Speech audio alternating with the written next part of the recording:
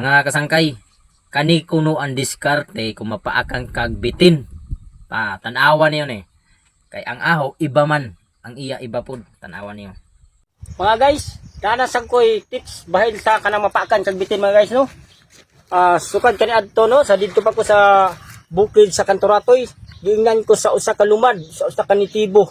Nga once nga mapaakan kagbitin ug wala na gid kay mahimo ug wala na gid mga tambal nga imo makita tungod kay naa ka sa lasang napaakan imong kamot ug unsay napaakan nimo no. Ang number 1 nimo buhato mga guys kay tested and proven gid mga guys no nga ako kani adto nga nagmuot kog alimango no, nanguot kog mga uwang dito sa sapa. Ang akong nakuutan mo ang bitin no, dako kay nga kubra gid siya.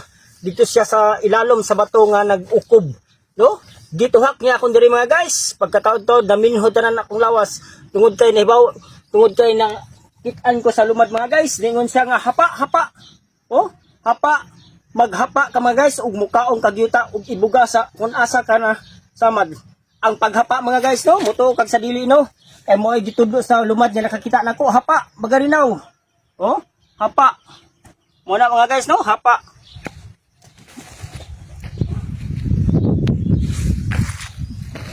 Mo na mga guys ha.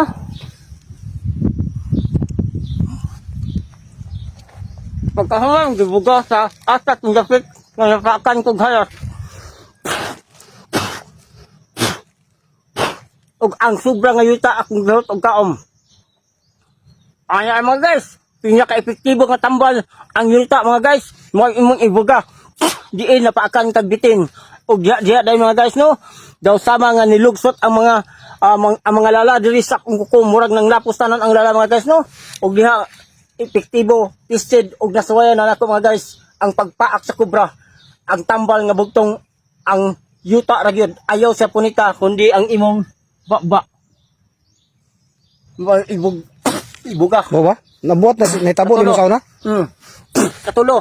Lala ang imong laway. Dayon unsa imong gibati ato pag man magkaon ng yuta? Nagluksot ang mga kwan, murag na inigawas akong kuko, murag na ininaog sa akong lawas nga mga lah. Mga la, mawa? O katong iyang lagom nga nanay ka wala. O inana ra. Dili si Richard Gomez.